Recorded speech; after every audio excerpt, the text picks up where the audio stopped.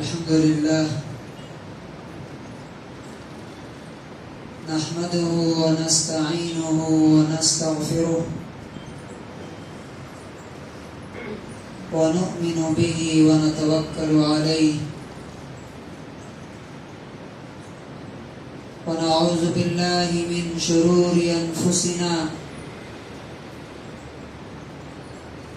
ومن سيئات أعمالنا من يهده الله فلا مضل له ومن يضلله فلا هادي له ونشهد أن لا إله إلا الله وحده لا شريك له ونشهد أن سيدنا ومولانا محمدا عبده ورسوله أما بعد فأعوذ بالله من الشيطان الرجيم بسم الله الرحمن الرحيم ومن يطع الله والرسول فأولئك مع الذين أنعم الله عليهم من النبيين والصديقين والشهداء والصالحين وحسن أولئك رفيقا وقال تبارك وتعالى فليحذر الذين يخالفون عن أمره أن تصيبهم فتنة أو يصيبهم عذاب أليم وقال النبي صلى الله عليه وسلم كل أمتي يدخلون الجنة إلا من أبى قيل ومن يأبى يا رسول الله قال من أطاعني دخل الجنة ومن عصاني فقد أبى رواه البخاري.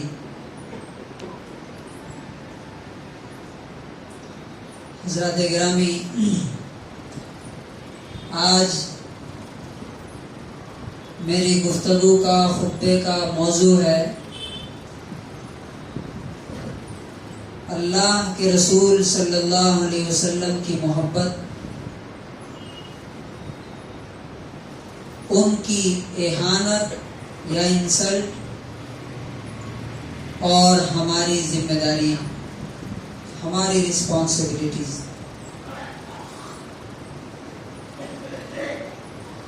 ابھی جو کچھ ہمارے آنکھوں کے سامنے ہو رہا ہے،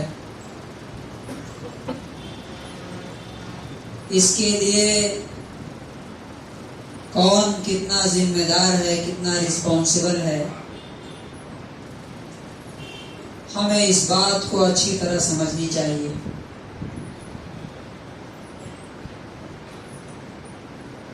اللہ تعالیٰ نے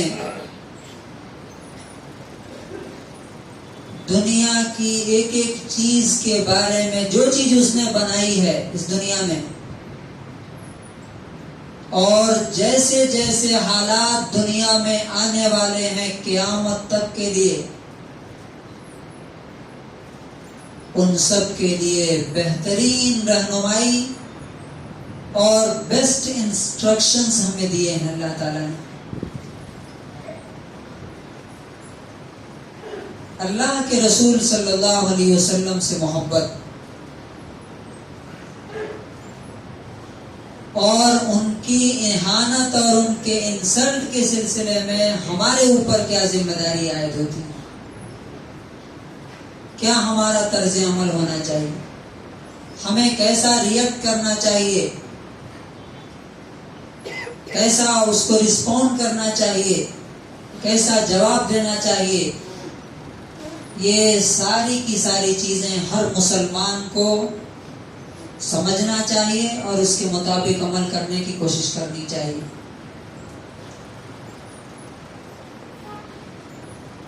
جہاں تک اللہ کے رسول صلی اللہ علیہ وسلم کی محبت کی بات ہے، تو ہر مسلمان جو اللہ سے محبت کرتا ہے، والذین آمنوا اشد حبا للہ، جو ایمان والے ہیں سب سے زیادہ اللہ سے محبت کرتے ہیں۔ اور اللہ سے محبت کیوں ہے؟ اللہ ہی نے ہمیں دنیا میں وجود بخشا، پیدا کیا، ہمارے سر کے بال سے لے کر کے پیر کے ناخن تک اس کے احسان میں ڈوبے ہوئے ہیں، اس کی نعمتوں کے محتاج ہیں۔ اور اللہ تبارک و تعالی ہی وہ ذات ہے جس کے پاس مر کر کے دوبارہ ہمیں پہنچنا ہے۔ آئے بھی اسی کے پاس سے ہیں، دنیا میں زندگی جتنی ہے سب اسی کے رحم و کرم پہ ہے، اور مرنے کے بعد پہنچنا اسی کے پاس ہے، انجام اسی کے پاس ہے، اینڈ اسی کے پاس ہے۔ اس لیے اللہ سے محبت ہے کہ وہ ہمارا خالق ہے، ہمارا مالک ہے، ہمارا رازق ہے، روزی دینے والا ہے۔ اور اللہ تبارک و تعالیٰ کے بعد ایک مسلمان کو سب سے زیادہ اگر کسی سے محبت ہونی چاہیے تو وہ اللہ کے رسول جناب محمد رسول اللہ صلی اللہ علیہ وسلم سے۔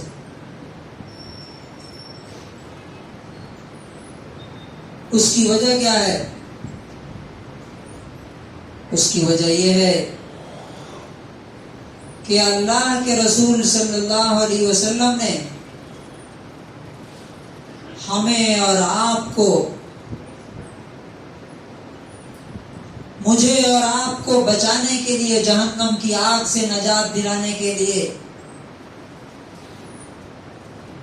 دنیا کی کون سی ایسی تکلیف ہے، کون سی ایسی مصیبت ہے جو اللہ کے رسول نے برداشت نہیں کی۔ اللہ کے رسول صلی اللہ علیہ وسلم اگر چاہتے تو سو کالڈ عزت کی زندگی اپنے سماج میں، اپنی سوسائٹی میں بہت اطمینان سے گزار سکتے تھے۔ آپ ایک بہترین بزنس مین تھے، آپ ایک اعلیٰ درجے کے بااخلاق اور ایک سماجی کارکن تھے، سوشل ورکر تھے، آپ کی عزت اور آپ کی رسپیکٹ آپ کے سماج میں سب سے زیادہ تھی۔ لیکن سوال یہ ہے کہ اللہ کے رسول صلی اللہ علیہ وسلم کو پاگل کہا گیا۔ جو سوچئے، غور کیجئے، ہماری ان سے محبت کا ریزن کیا ہے، وجہ کیا ہے، سبب کیا ہے، کیوں ہمیں اللہ کے رسول سے محبت ہونی چاہیے؟ اللہ کے رسول صلی اللہ علیہ وسلم مکہ سٹی کے سب سے زیادہ سچے امانت دار انسان کہلاتے تھے، لیکن جیسے ہی انہوں نے ہمیں بتانا شروع کیا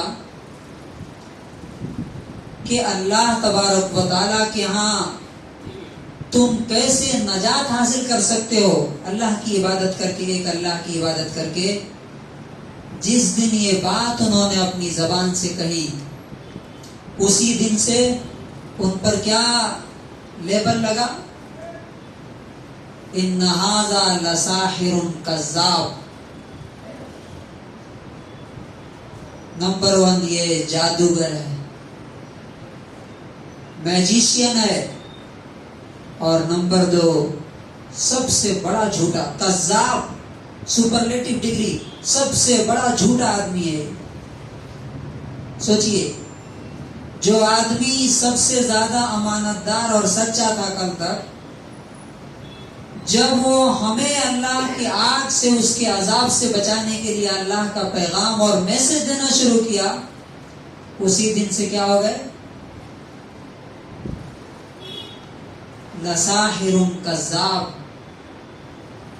جادوگر اور جھوٹا انسان ہے، سب سے بڑا جھوٹا ہے۔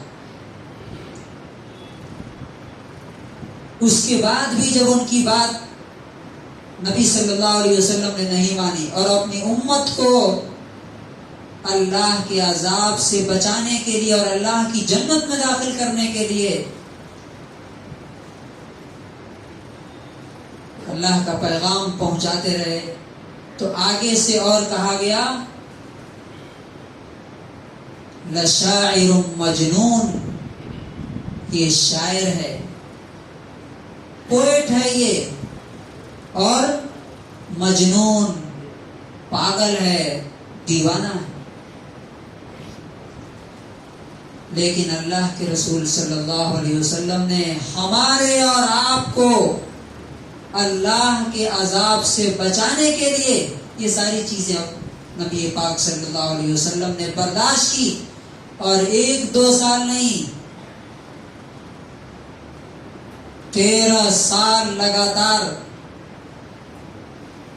سوچئے ہمیں اگر ایک بار کوئی آدمی دیوانہ اور پاگل کہہ دے تو ہماری کیا حالت ہوتی ہے۔ اور اتنا ہی نہیں،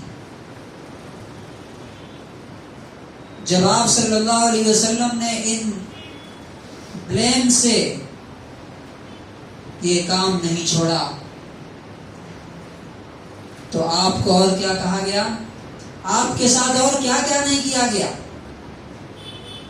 آپ کو مارا گیا، مکے کی گلیوں میں آپ کو گھسیٹ گھسیٹ کے مارا گیا، اس کے بعد آپ کو دھمکی دی گئی، قتل کی دھمکی دی گئی، مرڈر کی دھمکی دی گئی، لیکن اللہ کے رسول صلی اللہ علیہ وسلم نے ہماری خاطر یہ ساری کی ساری چیزیں برداشت کی۔ اس کے بعد وہ وقت بھی آیا جب ہمارے پیغمبر جناب محمد رسول اللہ صلی اللہ علیہ وسلم کو اپنی امت کے خاطر اپنے شہر کو چھوڑ کر کے نکلنا پڑا، اور آپ کے سر کے لیے 100 اونٹ انعام رکھے گئے۔ کون سا جرم کیا تھا آپ صلی اللہ علیہ وسلم نے؟ کون سا کرائم کیا تھا؟ کس کو نقصان پہنچایا تھا؟ اور آج جب ہم اور آپ جو مسلمان ہیں اللہ کی عبادت کر رہے ہیں، یہ ہمارے جناب محمد رسول اللہ صلی اللہ علیہ وسلم کا صدقہ اور ان کا فضل و کرم، ان کا احسان ہے۔ نہیں تو آج بھی ہم کسی جانور، کسی مخلوق، کسی چاند ستارے کے سامنے سجدہ ریز ہو رہے ہوتے، مخلوق کے سامنے اپنے آپ کو ذلیل کر رہے ہوتے۔ اور تو اور نبی پاک صلی اللہ علیہ وسلم نے اپنی امت کی خاطر اپنا گھر تک پختہ نہیں بنوایا۔ نبی پاک صلی اللہ علیہ وسلم نے اپنی امت کو جو چیزیں دی اپنے گھر والوں کو نہیں دیا۔ آپ کو وہ واقعہ یاد ہے جب حضرت فاطمہ رضی اللہ عنہا نبی صلی اللہ علیہ وسلم سے غلام مانگنے آئی تھی،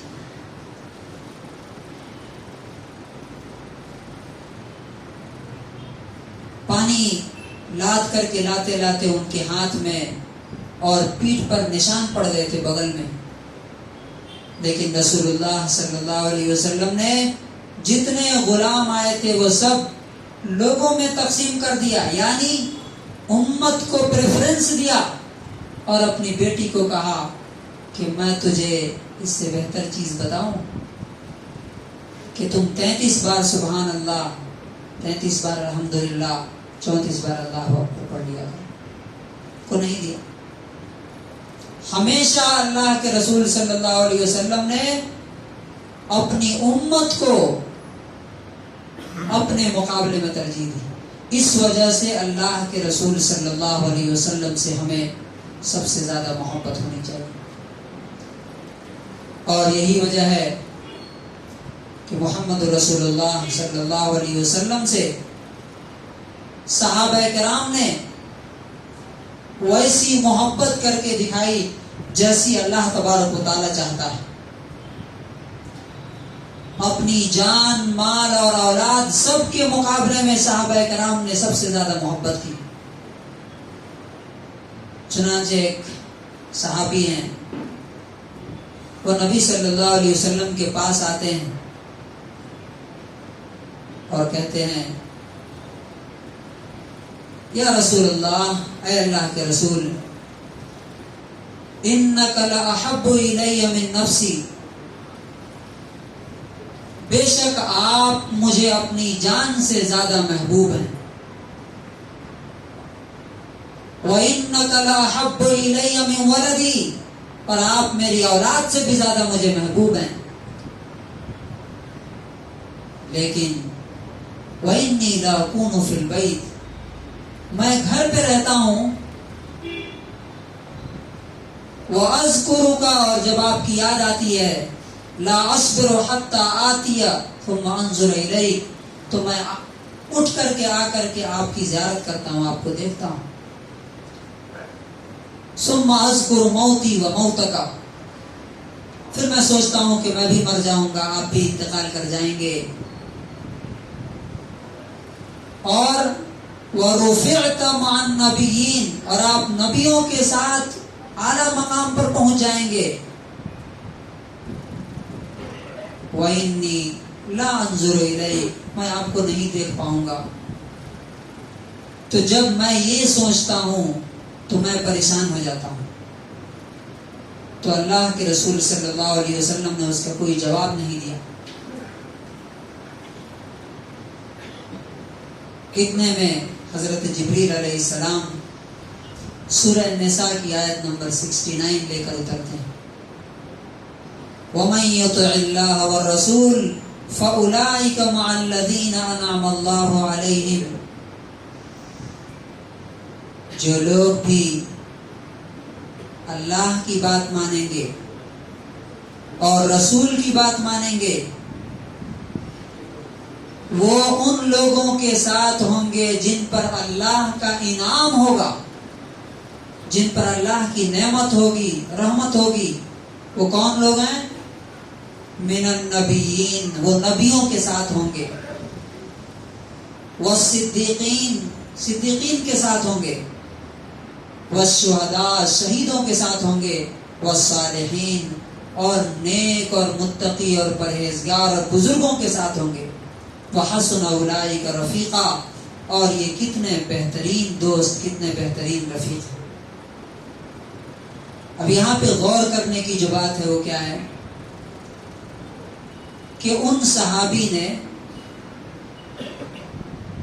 رسول اللہ صلی اللہ علیہ وسلم سے اپنی محبت کا تذکرہ کیا، لیکن آیت کیا اتری؟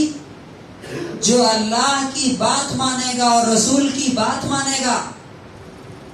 اس کا مطلب کیا ہے کہ صرف زبانی محبت کا اللہ رب العزت کے یہاں کوئی اعتبار نہیں، کوئی اعتبار نہیں. جذباتی اور ایموشنل محبت کی اللہ تعالیٰ کے یہاں کوئی اعتبار نہیں جیسے آج کل مسلمانوں کا ہے. عمل کی بات ہے، عمل کی بات. اگر اللہ کی بات مانو گے، رسول کی بات مانو گے، تب اللہ کے وعدے اور اللہ کے پرومس تمہارے ساتھ ہوگا. نہیں تو اللہ کا وعدہ تمہارے ساتھ نہیں، نہ دنیا میں ہے نہ آخرت میں ہوگا.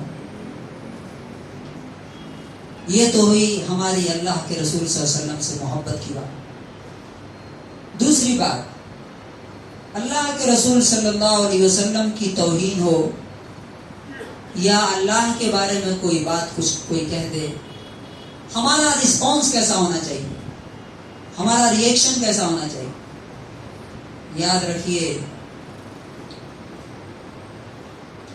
اللہ نے اور اس کے رسول نے ہمیں ہر موقع کے لیے حکمت سکھائی ہے. عقل سے کام لینا، ایموشن سے، جذبات سے کام نہیں لینا. میں آپ کو ایک مثال دے کے بتاتا ہوں. ایک موقع پر رسول اللہ صلی اللہ علیہ وسلم کسی غزوے میں گئے تھے، کسی جنگ میں گئے تھے. وہاں سے واپسی پر منافقین کا جو سردار تھا عبداللہ ابن ابی، اس نے ایک جگہ راستے میں کہا کہ جب ہم مدینے چلیں گے تو ہم عزت والے ذلیل لوگوں کو نکال کے بھگا دیں گے مدینے سے۔ اس سے بڑی توہین کچھ ہو سکتی ہے کیا؟